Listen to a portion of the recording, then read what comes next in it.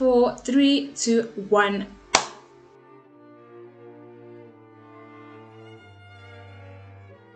Hello everybody and welcome to the Screen Rhapsody.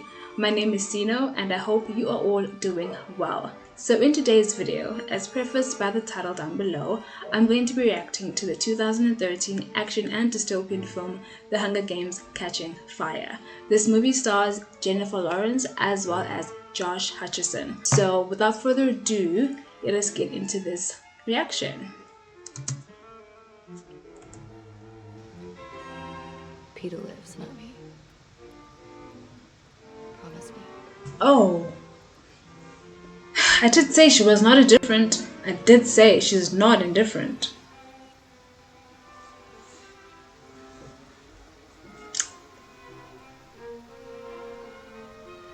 Haymitch and Katniss and Peter in the 74 years. Wow, District 12 has been getting their ass whooped for 70 something, or maybe 70 because I don't know how old Haymitch is, but damn, that is a fire butterfly costume. Just by the way, oh my goodness, how much time did she sit in front of the chair, in front of a makeup artist? Wow.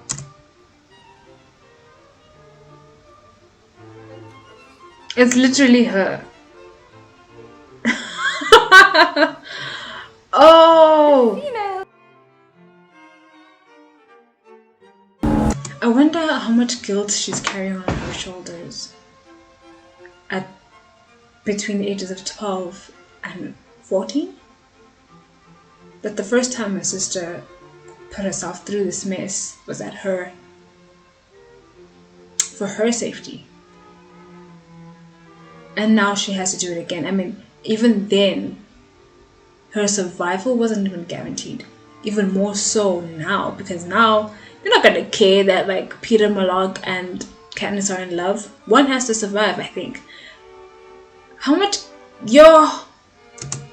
His game's at 14, youngest ever, extremely humble. At 14? At 14! At 14! Say it with me. At 14!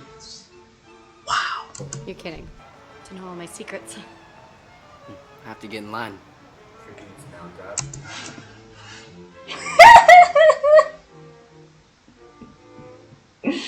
I don't know why that hit me so hard, but damn. This can't be okay. They're chanting her name? And she really, like I said before, she really refuses to be quelled. Ha ha ha ha. Third quell.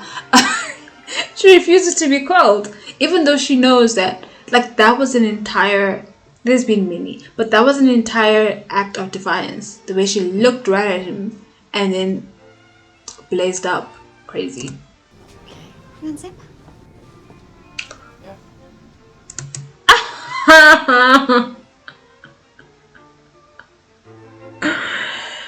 Yo.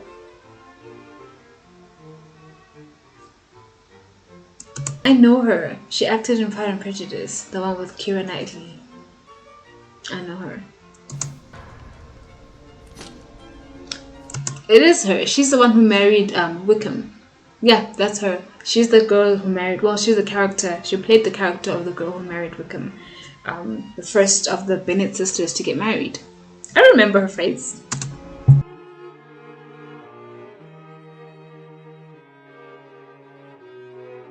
Interesting how it's almost like she's activated instinct to kill, whereas before her brain was like in two parts. She was trying to hunt for food, and so to some degree she was a bit less guarded, and yet here her reflexes are like this because she knows that it's life or death.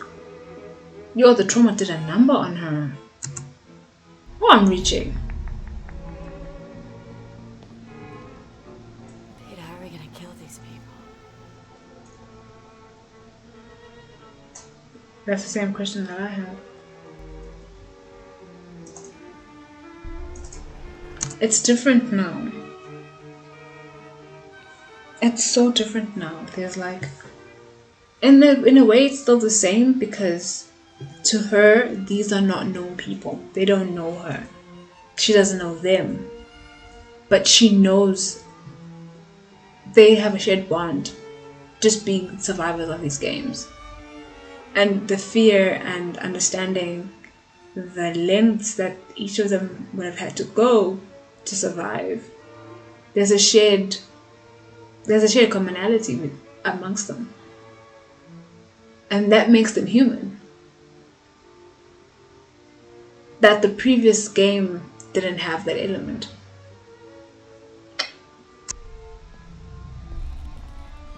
What?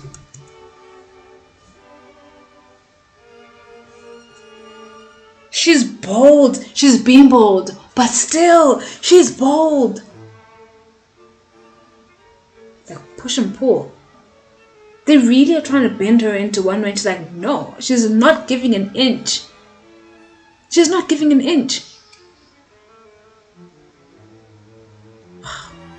Written into law by men, certainly it can be unwritten. Pew pew pew pew. He's not wrong. Yeah, but there's nothing as turgid and as almost impossible to turn over as written law. Once it's passed into law, to overturn it or to strike it off, it's the most, again, turgid thing to do. You can't almost. It's almost impossible to do. It's almost as though it's been cast in stone. So that was very brave of him to say that. Games. I get to live the rest of my life in peace. But now, you want to kill me again. She's a loose cannon. I mean, she's pissed and she has every right to be upset. She has every right to be upset because it's like they really like reneged on their word. And not like they did. They actually reneged. They were like, you are not going to fight again. And so you hold on to that hope and you fight and you survive. And then a few years down the line, it's like, oops, sorry, you gotta go and do it again. I'd be pissed too. I understand why she's so upset. Alright, turn around. That just is gorgeous, guys. That's a beautiful dress.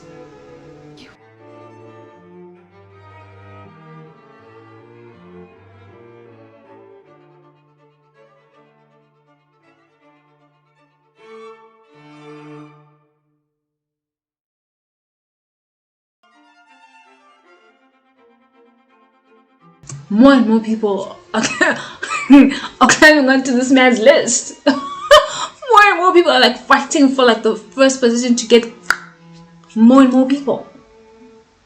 Why would you do that? Why would you do that? Do you not have family that you love or care about? Do you not? Why would you do that? If it weren't for the baby. Alright, this is new. If at any cost was the person, it's this guy. At any cost, any means necessary, is this man. Huh?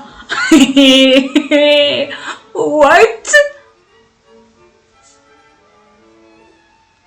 What? I think I've been more shocked than anything this entire movie. I'm not. Have I even spoken? Have I even said anything?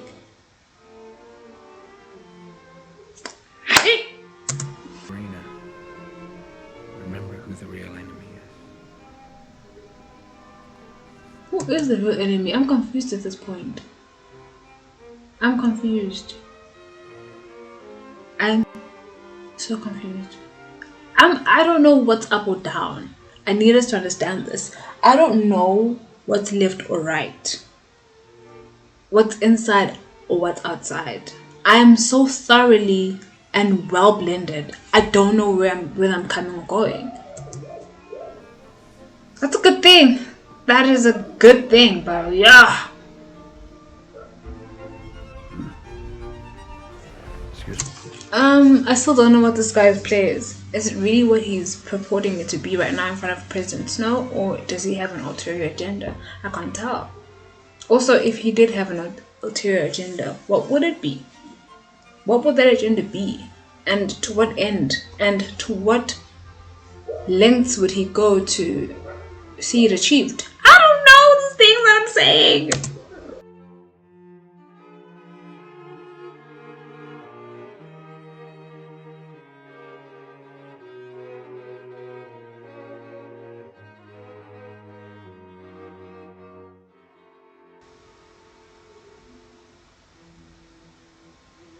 I'm trying to process the trauma that she's going through. It's violence after violence. And it's unrelenting. It's like a tsunami. Like wave after wave of just assault on her. But like not on her. It's like a mental assault.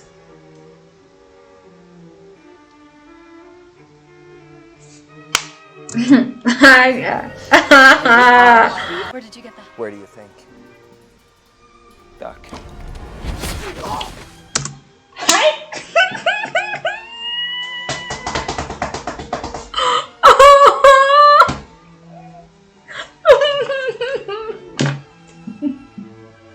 Ah.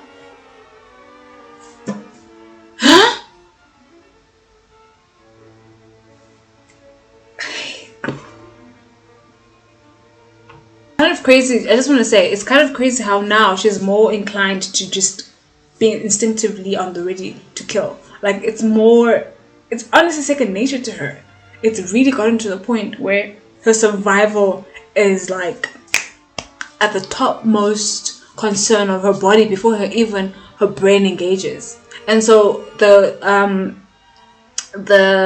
misgivings that she had in the first games to kill, that's flown right out the window. You are literally fighting for your life, and finally it's like her brain and her body understand the assignment, and she's just along for the ride. That's crazy. Someday I want to love someone that much.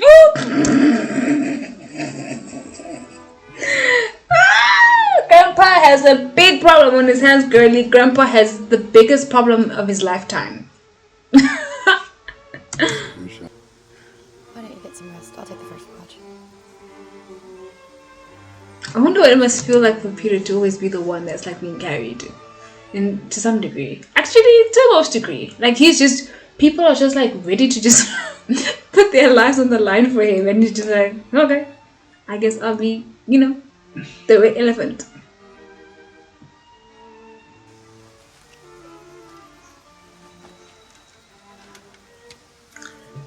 This is the best time to practice sleeping with one eye open. Remember last time? Sleep with one eye open, ma'am. Madam.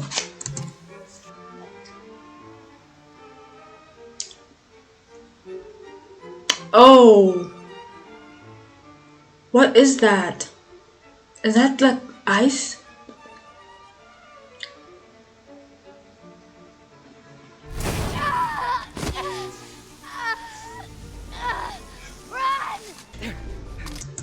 Her instincts are insane. Yo!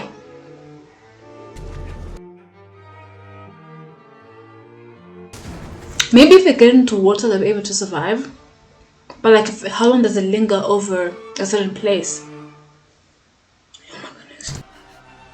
We have to go. All right, come on. Why is everything at Peter's survival? Is he that lovable?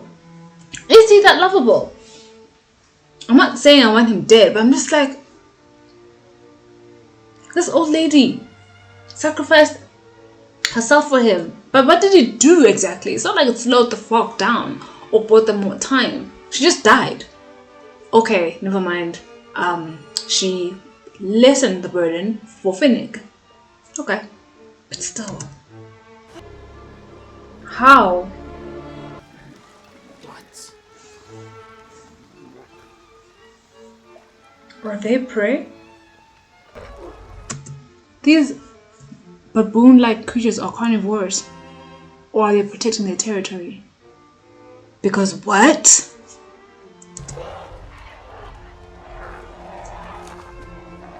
She doesn't have enough bow and arrows. If it's not one thing, it's a bloody another. It's a whole colony. Is that what they're called? Colony of baboons? Ah!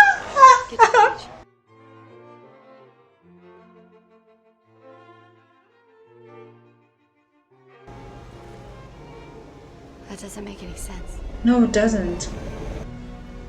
What is the story around Peter? Why is everything and everyone and any cost and any means necessary trying to keep this boy alive? Ow!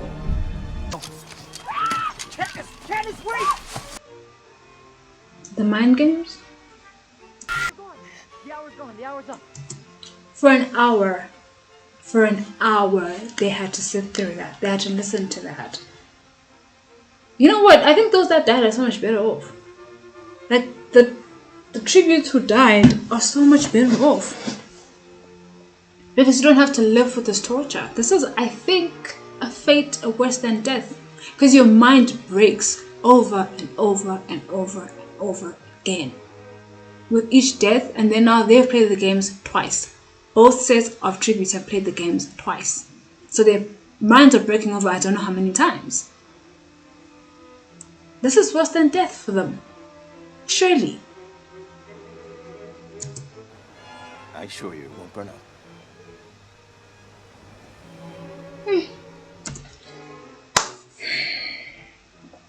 It really be about survival of the fittest. It really be about. But then what happens when they now have to turn on each other? Because as much as we're delaying this, as much as we're keeping it at bay, it's going to happen. It's going to happen. What is that? Hey! You have to live. Yo!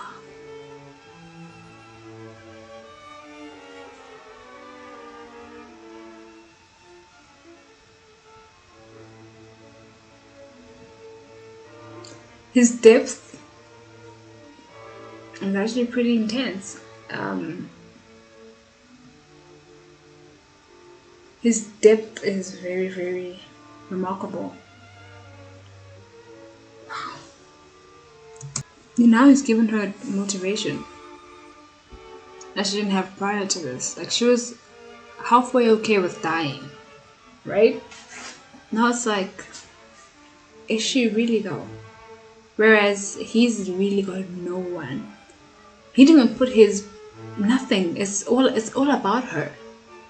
And conversely, it's all about him for her. Like all the alliances that she's made and all the promises she's wrung out of people is so that he could stay alive. So they do love each other. The plane of that love and where that love exists, I think, is different for both of them, but it's still a love of a kind. Moves and counter moves. Indeed. Finnick and Joanna stay with you, and Peter and I will take the coil. Oh no, Descent is starting amongst the orders. Oh no, it's too soon. You can't already be fighting when you are not yet halfway done.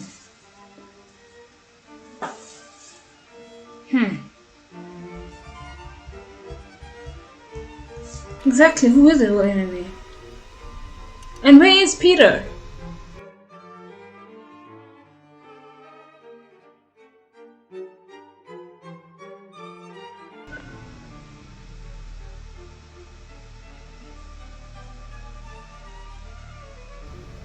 Oh, he survived. You have been our mission from the beginning. The plan was. But it must have been very easy to get the tributes to be in on the plan because they know the life that other districts are living because they were part of that life. It wasn't a stretch for them, and also they knew that they were gonna die anyways. So try to start the revolution. What did I say about this man and his diabolical plan in the beginning? I was like, I don't know whose side you on. I don't know what your game is. That was so slick. That was so meticulously planned. Me and Katniss were the same. Me and Katniss were like Jon Snow. We knew nothing. We knew absolutely zilch. Wow. Color me impressed. Color me impressed because what? Gale?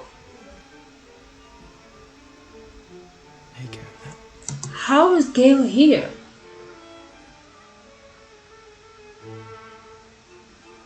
What is going on? District 12. It's all gone. Nah, that part that I need to rewatch because what? Nah, let's rewind because what? It's not possible. It's definitely possible. There's a weakness in every system. It's man-made, right? It's man-made. There's a weakness in every system. It's man-made. Oh yeah, definitely a weakness in every system. That slap! That slap! Oh, they're connected. They're connected so perfectly. It surely must have vibrated through his entire face. Well, that was The Hunger Games Catching Fire, and I am absolutely blown away. This movie is literally like the gift that keeps on giving, in a sense. It's like the gift that keeps on giving because, can we talk about, excuse me, I want to draw some similarities and parallels between what Katniss said in the beginning of the movie when she was visited by by President Snow, and he was threatening her, and she said, well, it must be a very, flimsy system if its balance hangs on some or a few poisonous berries, and he concurred. And now we look at it and it's like she really was onto something because it really is that precarious, look at it, how those that are in the who have the seat of power, or who are in the seat of power to be specific, they are few in number compared to the various districts that support their lives, that are the very structures that their lives are built upon. Parallels. Then let's talk about how at first I was very confused by what are we gonna call him? The Games Master, because I keep forgetting people's names. So the Games Master, right? When he first appeared, I didn't know what his deal was. I didn't know. I wasn't sure what his motives were. At first, I thought, oh, okay, cool. He's just another one of those, the rich types, and he's just like, he's trigger happy and ready to just kill everybody and get rid of them. But then there was a point just after his character had been introduced, I was like, sir, I'm not entirely sure I know which team you're batting for. I'm gonna put a question mark over your face and wait for the big reveal. And boy, was the payoff so satisfactory. Like, the payoff to that reveal was the payoff to end all payoffs. Honestly, it was the payoff to end all payoffs, because I was like, so this entire time you were really banking on Homegirl to survive, because you tried your damnedest to get her killed. Or at least that's what it seemed like to me. Like, you tried your damnedest to get her off. And I saw for a fact, or at least to some degree, that she was gonna die. And no, but he had contingency plans in place. Half the tributes were prepared to take their own lives for her. And it makes sense as to why they would be. For him to say they had at least about half of the number of tributes in on the plan, it only makes sense. Remembering from the fact that they too were once full members of the districts that they come from, and so they know and understand hunger, pain, suffering, and are still very much, despite their changed circumstances, not fully and will never be fully accepted by the upper class, right? They're not from there. And the plight of their people, even if you try to bury it, even if you try to, close your eyes and move on and try to not think about it too much, it's something that never leaves you, because it's a part of who you are. You grew up with that. And that is a very powerful thing to use in order to convince someone to join your side. Now, my question is, does the Games Master, was he a former, what are his ties to the districts? Why is he so concerned with the revolution? Or was he one of the people that didn't get picked? Was he a former survivor of the games and then didn't get picked? Perhaps. Damn. I'm so surprised by this movie. You know, the first one was one way, and I came into this one thinking we're gonna follow, maybe, you know, answer a few questions from the first one that were raised, and that it did, but then also raised more questions, because now I'm like, how are they going to pull this off? How is this going to happen? And speaking of how the movie itself played out,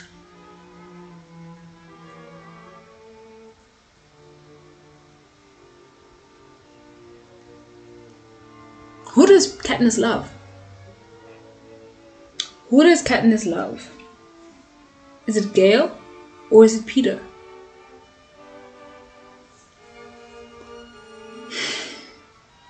Questions that I do not have answers to right now. So I'm moved by the characters that we've met in this new one. I'm moved by Johanna, I don't know what her name is. She's so strong. What's crazy about her strength is that she has no reason for it. You know, like, I can understand and see Katniss's strength is inspired by her desire to protect those that are dear to her. So is Peter. He's motivated by his love for Katniss. What motivates Joanna? I mean, she carried basically and brought to and kept alive for a good part 2 people. That was a burden. And she still also fought for Katniss when the island was spinning. She's like, she is crazy, but she is so full of heart. She is so full of heart. It warms my heart. I like her now. As much of a wild card as she seemed to me in the beginning, I really like her now. I'm like, whew, I'm invested. I'm so invested in these people's lives, and it's like, that's a good thing. Kudos to you, writers. Kudos to you. But damn, I am worried.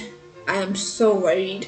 Well, like I said, you know, this movie raises more questions than it answers. Also, let's talk about how media is used today. This was 10 years ago. This movie came out 2013, 9 years ago. It's kind of like we're living that now, right? Like, there's so much fake news and news feeds and news timelines geared to what you want to hear as a user. And I'm speaking specifically to social media, right? So your Twitter feed, your Instagram feed, your YouTube homepage, or your Explore page, or your For You page is all tailored to what you like. There's no sort of objective, arbitrary, there is no objective platform where you get the news as it is. Everything is tailored to suit your needs. Media manipulation. And I'm just saying this observantly. I'm not saying this to say, oh, I'm not affected by it. I'm fully aware of how I'm affected by it as well. I watched The Social Dilemma and I came out of there at least cognizant of the fact that I am not in control, as I think I am, at least of my devices, of what is happening around me, what is being shown or shared or stored about my life as I exist on the internet, right? But I am aware of that though. I'm not blind to it. And I think that this movie comments on that. Again, 9 years ago, it comments on that they are aware that they're being watched and every move that they make is being recorded. And they still continue to live. They still continue to try to speak and plan, even within the arena where they know that it's a controlled environment, that whatever plans that they might have come up with to survive, the cameras captured it all. That plan can be just wiped away. But you still live, right? You can't stop living. You can't stop living. Wow. Well, with that being said, I hope you guys enjoyed this video and I can't wait to see you in my next one. Thank you so much for watching. Okay, bye.